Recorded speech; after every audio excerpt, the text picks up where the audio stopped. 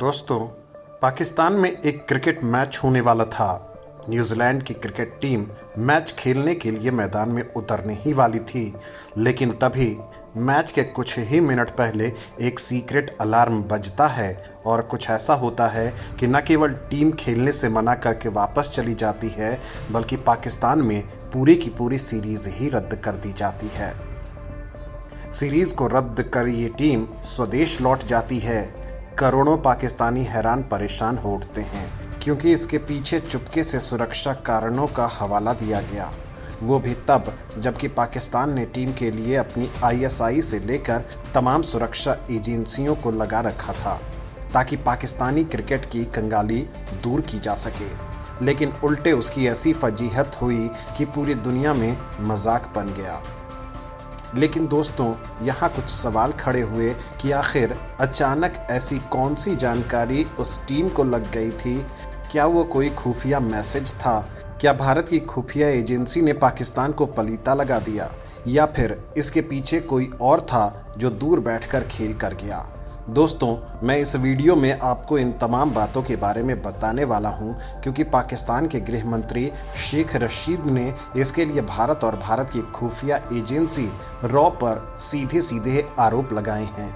लेकिन इसी बीच एक ऐसी खुफिया एजेंसी का नाम आ रहा है जिसे सुनकर हर कोई हैरान रह गया है। तो दोस्तों, इस मामले में इस सारे घटनाक्रम से पहले आपको इस बेहद खतरनाक खुफिया एजेंसी से रूबरू करवाता हूं, जिसने न्यूजीलैंड की टीम को आगाह किया था। मतलब भारत ने नहीं, बल्कि फाइव आइज ने आगाह किया था।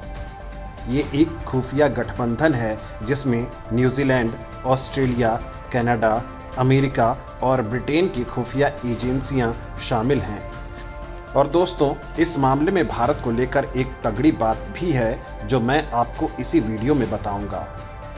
साथ ही बताऊंगा कि ये पाकिस्तान ही नहीं, बल्कि चीन का सबसे बड़ा काल है और इसमें भारत बड़ा कमाल करने वाला है। लेकिन पहले आप पाकिस्तान में इसकी अलार्म की बात सुन लीजिए। तो दोस्तों, फाइव आइज के एजेंट्स ने ही वेलिंगटन को सलाह दी कि खिलाड़ियों को पाकिस्तान से तुरंत वापस बुला लिया जाए, क्योंकि अगर वो मैदान में उतरते हैं तो उनके जिंदा लौटने की रत्ती भर भी संभावना नहीं है। पाकिस्तानी तालिबान ने इसको लेकर दुनिया का सबसे खतरनाक प्लान बना रखा है। बस फिर क्या था, इसके बाद न्यूजीलैंड क्रिकेट और पाकिस्तान क्रिकेट बोर्ड ने आपस में बात की, जिसके बाद पाकिस्तान के पीएम इमरान खान खुद मैच के लिए न्यूजीलैंड की पीएम के सामने फ़ोन पर गिड़गिड़ाए। लेकिन जेसिंडा अर्डन टस से मस नहीं हुई, क्योंकि जो अलर्ट था वो बहुत बड़े खतरे की ओर इशारा कर रहा था और तत्काल यह दौरा रद्द कर दिया गया। इससे पाकिस्तान क्रिकेट बोर्ड को न सिर्फ तगड़ा झटका लगा, बल्कि अंतर्राष्ट्रीय मंच पर देश की फजीहत भी हुई। पाकिस्तान ने पूरे मामले को अंतर्राष्ट्रीय साजिश करार दिया। पूर्व पाकिस्तानी क्रिकेटर शोएब अख्तर ने तो यहाँ तक कह दिया कि न्यूजीलैंड ने पाकिस्तान क्रिकेट का गला घोंट दिया है। तो वहीं कुछ पाकिस्तानी नेताओं ने इसके तार अफगानिस्तान की तालिबान सरकार से भी जोड़ दिए।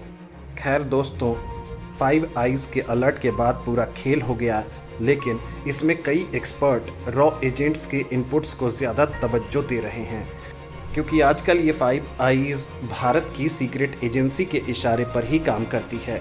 इस गठबंधन का मेन मोटिव आजकल चीन पर सबसे ज़्यादा फोकस रखना है, और इसमें कुछ और देशों यानी भारत, जापान और दक्षिण कोरिया की सीक्रेट एजेंसी को शामिल करने की बात तेज़ी से हो रही है।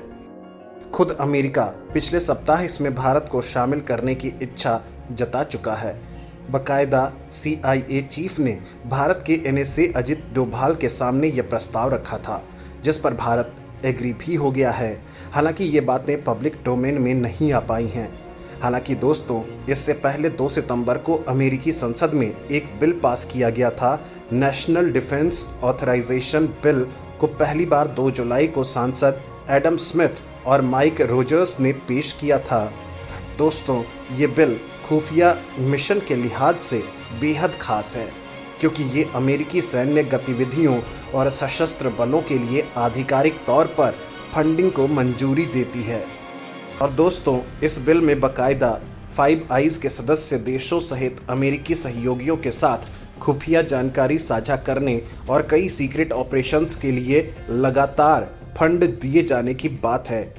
फाइव आइज अलायंस पर अमेरिका के रिपोर्ट में कहा गया है कि चीन से निपटने के लिए फाइव आइज देशों को एक साथ काम करने की जरूरत है। साथ ही भारत समेत दक्षिण कोरिया, जापान और जर्मनी को नए सदस्यों के रूप में शामिल करना प्रस्तावित है। मतलब हाल ही में CIA चीफ की भारत के साथ डील में ये बातें शामिल थी। खुद बाइडन इस प्रस्ताव को आगे बढ़ाने में लगे हैं, यानी आने वाले दिनों में ये फाइव आइज बदलकर 9 आइज हो जाएगा। भारत के लिए भी ये जानकारियां बेहद ज़रूरी हैं, क्योंकि इसमें शामिल सभी देश चीन के दुश्मन हैं। भारत का चीन के साथ 36 का आंकड़ा बना हुआ है। फिलहाल ये द फाइव आइज एक खुफिया गठबंधन है जिसमें अमेरिका, ब्रिटेन, ऑस्ट्रेलिया, कनाडा और न्यूजीलैंड शामिल हैं।